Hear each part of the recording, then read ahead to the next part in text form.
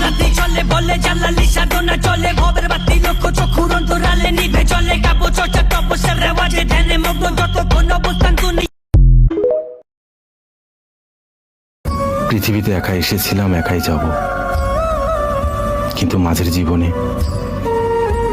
এমন কিছু মানুষ পেয়েছিলাম যাদেরকে মৃত্যুর পরে ভুলতে পারবো না। ঝড় হয়ে দিলে সব ধ্বংস করে কত দেখাবো কাকে, পারবে না থামাতে কেউ আমাকে, সব শেষ করবো নিজের হাতে।